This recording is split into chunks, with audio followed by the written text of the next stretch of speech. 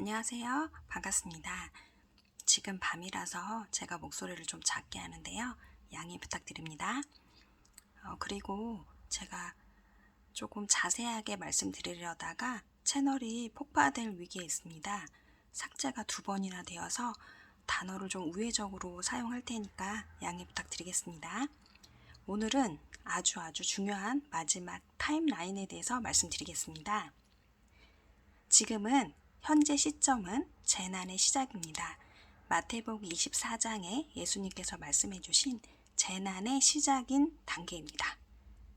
이 팔에 꽂는 것 시점으로 재난의 시작이라고 말씀드릴 수가 있는데요. 재난의 시작이 얼마 되지 않았는데 지금부터 너무 힘들잖아요. 그렇기 때문에 많이 훈련을 하셔야 됩니다. 지금은 재난의 시작 단계이고요. 그리고 그 다음에 대환란 7년이 있고 이렇게 진행이 될 건데, 제가 저번에도 말씀드렸지만 휴거는 앞으로 재난의 시작인 40-50년 정도 남았습니다. 재난의 시작은 40-50년 정도 되는데요. 제가 성령님께 여쭤보니까 아주 짧게는 20년에서 30년, 아주 길게는 70년이 될 수도 있으나 하늘의 회의에서 40-50년으로 결정되고 있다고 말씀을 해주셨습니다. 그래서 40-50년 동안 재난의 시작이, 진통의 시작이 있을 거고요. 그 다음에 대환란으로 들어갈 겁니다. 그리고 성경에 시뮬레이션이 한번 있었잖아요. 역사는 반복되기 때문에 에녹과 노아의 방주를 아주 유념하셔서 보셔야 합니다. 그냥 기록된 게 아니고 아무런 계획 없이 그렇게 진행된 것이 아니라고 하셨습니다. 에녹 한 명만 휴거되었기 때문에 휴거 사건이 있지만 극소수가 된다는 것과 노아의 방주 8명, 전 세계의 8%만 광야에서 순간 이동을 통해 살아남을 수 있다고 하셨습니다. 그런데 노아의 방주는 아시다시피 환란을 통과했잖아요. 그래서 환란을 통과하는 의미이지 노아의 방주가 휴거되는 퍼센트가 아닙니다. 다시 시작을 해드리면은 재난의 시작은 어떤 일이 있을 거냐면요. 제가 그 휴거의 시점은 대환란의 직전이나 혹은 직후라고 저번에 말씀을 드렸었어요. 즉 목배임 시기, 666 짐승의 표를 받지 않으면 목배임 시기, 혹은 유대인 학살이 되는 시기, 유대인이 도망가는 시기 직전이나 직후가 될 수 있다고 하셨습니다. 그리고 재난의 시작에는 어떤 일이 있냐면 666 짐승의 표 출현하는 시기라고 하셨습니다. 아주 중요하죠? 그 666표 짐승의 표는 이미 출현을 했습니다. 이 재난의 시작 때 666 짐승의 표가 출현하는 출현 시기입니다. 목배임 시기하고는 다른 거예요. 그리고 재난의 시작의 2번째는 대환란의 준비 과정이래요. 그래서 세계 단일 정부가 열심히 준비한 것들을 구축하고 시스템을 구축하는 시기라고 하셨습니다. 그리고 세계 단일 정부 딥스가 체제를 도입하는 시기라고 하셨습니다. 지금 아시겠지만 제가 단어를 다 사용할 수가 없는데 12땡땡, 그러니까 디지털 화폐 통합이 미국부터 시작을 할 거예요. 지금 스웨덴, 스위스도 하고 있고 우리나라도 도입한다고 신문에 나왔습니다. 이거는 디지털 화폐를 사용하기 위해서 현금이 없어지고 또 우리 몸에 들어간 철하고 합쳐져서 표를 받게 되는 과정이 될 겁니다. 더 자세히 말씀드릴 수가 없으니까 다른 사이트를 통해서 공부를 많이 하시고요. 그리고 아까 말씀드린 대로 아주 길게는 70년, 짧게는 20-30년이 재난의 시작인 기간이 될 거라고 하셨습니다. 다시 정리해드리면 재난의 시작은 40-50년 정도 진행이 될 건데 666 짐승의 표 출현 시기이고 재난의 시작, 대환란 준비가 되는 시기이며 세계의 단일 정부 딥스가 체제를 도입하는 시기이고 시스템이 구축이 되는 시기입니다. 그리고 중요한 게 마지막 대추수, 주의 군사가 일어나는 시기라고 하셨습니다. 온 땅에 복음이 전파되고 이스라엘까지 도달하는 마지막 대추수가 재난의 시작 이 시기에 있습니다. 그리고 그 다음에 있을 일이 대환란 7년이죠. 근데 이 대환란 7년도 7년이 다 되지는 않는다고 하셨어요. 이게 틀릴 수도 있다라고 하셨는데 이제 7년이라고 어느 정도 보고 있는 거죠. 이 대환란 7년에는 그 전에 뭐가 있다고 하셨죠? 휴거 사건이 1차 부활, 첫 부활되는 휴거 사건, 에녹을 상징하는 그런 휴거 사건이 대환란 직전이나 직후에 있을 거고요. 그리고 이 휴거되는 자는 0.7%에서 1.2%, 그런데 아주 작으면 0.5%일 가능성이 있다라고 하셨어요. 그래서 에녹의 한 명 1%를 예표하는 사건이기 때문에 이 사건은 하늘의 징조가 없고 극소수이며, 그리고 겉옷 안에 속옷이 있으면 휴거가 된 거라고 말씀을 하셨습니다. 그리고 휴거에 대해서 조금 더 자세히 말씀을 드리면은 실종되는 사건보다 더 적어서 하늘의 징조도 없기 때문에 휴거가 일어난지도 모를 수 있다라고 하셨고요. 그리고 여러분들이 가장 궁금해하는 게 아기가 몇 살까지 휴거가 될까 이렇게 많이 궁금해 하시잖아요. 그런데 놀랍게도 보혈이 흐르는 태아, 보혈이 흐르는 아기만 가능하다고 하셨습니다. 그러니까 엄마가 휴거 신부가 되어야 된다는 거죠. 엄마가 보혈이 흘러서 휴거 신부로 준비되고 단장된 엄마일 때만 태아가 같이 동반되고요.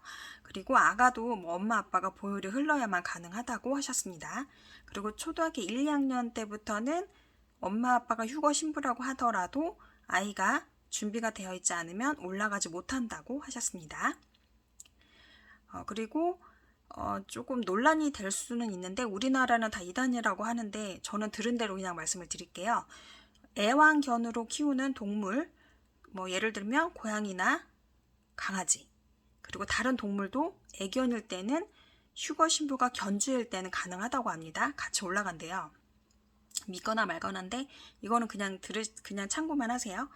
그리고 가족들은 휴거 신부가 올라간지를 알고 있대요. 그래서 남은 가족들은 알기 때문에 남은 자들이 공유하고 네트워크를 형성해서 훈련을 한다고 합니다. 거기에 또 리더자가 또 있다고 해요. 그리고 지금 대환란 7년 앞서나 직후 이렇게 말씀하셨는데 3차 대전의 징조가 있다고 합니다. 그때는 전 세계 모든 사람들이 전쟁이 나겠구나. 이거는 날 수밖에 없어. 이런 감이 온대요.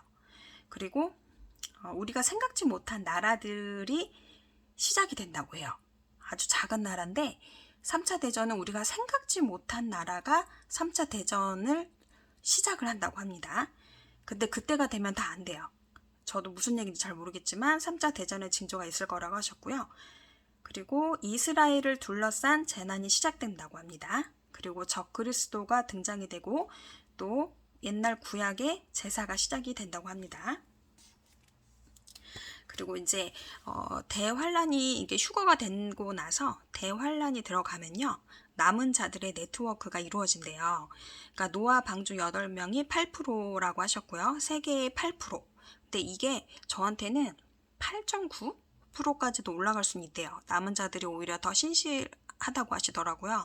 그래서 노아 방주 8명 8%대에 해당하는 사람들이 네트워크를 이루어서 광야 혹은 사막으로, 그렇죠. 광야가 사막이니까 사막으로 순간 이동이 이루어지기 때문에 교육이 이루어진다고 해요. 그리고 믿음이 약한 자를 도와준대요.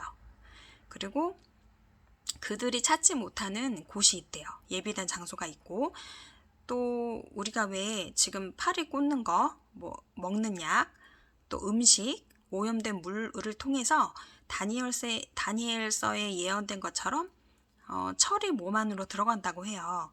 그 철 성분 때문에 숨지를 못한대요. 세계에서 숨을 수가 없대요. 다 찾아낸다고 합니다.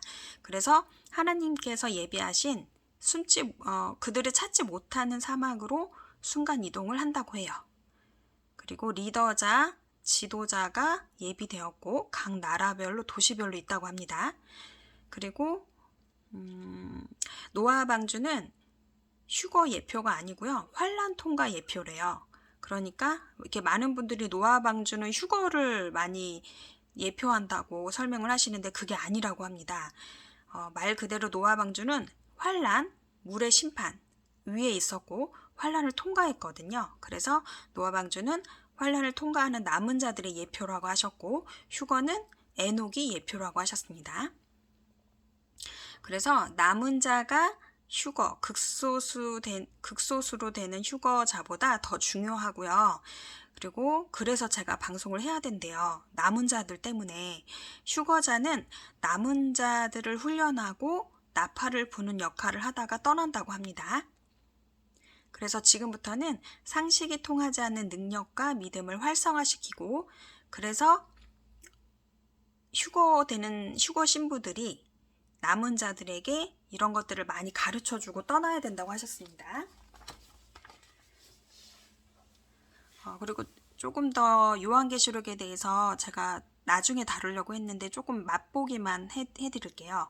요한계시록은 순서가 아닙니다. 다시 말씀드릴게요. 요한계시록은 순서대로 진행이 되지 않습니다. 큰 주제 안에 들어가 있습니다. 예를 들면 요한계시록 6장 인의 심판 있죠. 인의 심판 안에 이 인의 심판이 대주제라고 하셨어요. 이 대주제 안에 나팔자행이 들어가 있대요. 그래서 순서대로 보시면 안 된다고 합니다. 이 마지막 때의 신비는 아무도 풀 수 없고 이제 그 시기가 다 되었기 때문에 이제 이것을 푸는 사람들이 생길 거라고 하십니다. 그리고 그 7장에 보면은 14만 4천에 대한 이스라엘 지파가 나오죠. 이 이스라엘 지파는 실제적인 숫자라고 하셨고 상징이 아니라고 하셨습니다. 이 이스라엘 백성이 남아서 천년 왕국에 들어가고요. 이거는 아브라함에게 약속하셨잖아요. 옛날에 모래알처럼 하늘의 별처럼 너의 자손을 많아지게 한다는 하나님의 언약이 이루어지는 것이라고 하셨습니다. 그래서 이스라엘 백성이 남아서 천년 왕국에 들어간다고 하셨습니다. 아까 또 말씀드린 거 한 번 더 설명해 드리면 팔에 꽂는 거, 오염된 물, 오염된 공기, GMO를 통해서 오염된 음식 등으로 우리 몸에 철이 들어가서 대환란 때 누구도 숨을 수 없습니다.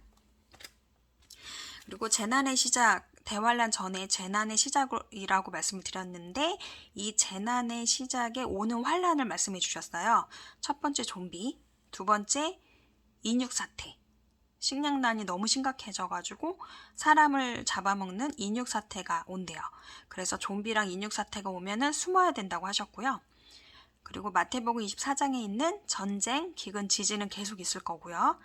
각종 사이비 이단이 있다고 합니다. 깨어있는 자는 주의 보호하심이 있고 그러나 재난의 시작, 대환란 때도 이렇게 그러니까 죄송해요. 제가 지금 채널에 한 폭파될 위기가 있어서 너무 흥분을 했는데 다시 말씀드릴게요. 재난의 시작이 대환란 전인데도 이렇게 힘들어요. 이때 훈련을 받아서 대환란 때 남은 자가 준비가 된다고 하십니다. 그리고 7년 대환란은 시기가 꼭 맞지는 않는데요. 아마도 줄이실 것 같아요. 제 생각에는 늘 것 같지는 않아요. 딱 7년이 되진 않는데요.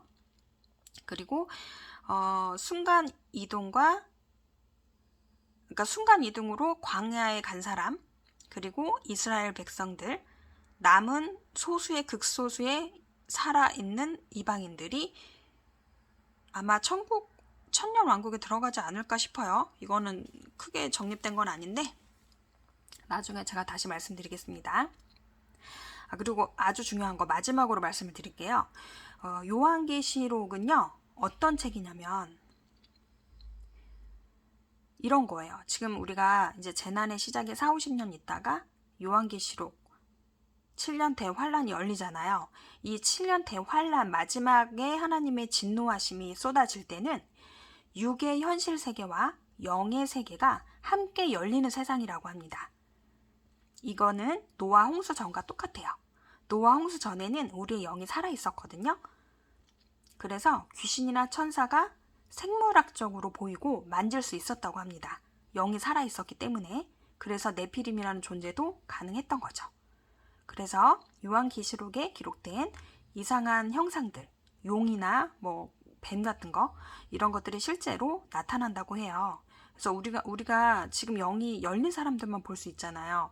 근데 볼 수만 있지 그들이 우리를 실질적인 물질 세계로 침투할 수가 없어요. 지금은 허락되지 않았기 때문에. 근데 그때는 허락이 된대요. 그래서 저희가 영이 그땐 지금은 죽어서 이것을 만질 수도 없고 볼 수도 없지만 그때는 영이 완전히 열리기 때문에 귀신의 천사, 귀신 천사 뭐 여러 가지 더러운 것들이 실질적으로 열린다고 합니다. 그래서 우리가 뭐 나중엔 다룰 건데 외계인 같은 게 그게 뭐냐면 귀신과 사탄의 실체들, 뱀의 씨앗들이에요. 이런 것들이 무적행에서 올라와서 실제적으로 물질 세계에 침투를 하는 거예요. 그래서 보이기도 하고 만져지기도 하고 공격을 당한다고 합니다. 그래서 요한계시록은요, 육의 현실 세계와 영의 세계가 함께 열리는 세상입니다. 오늘은 여기까지 할게요. 모두 승리하세요. 샬롬.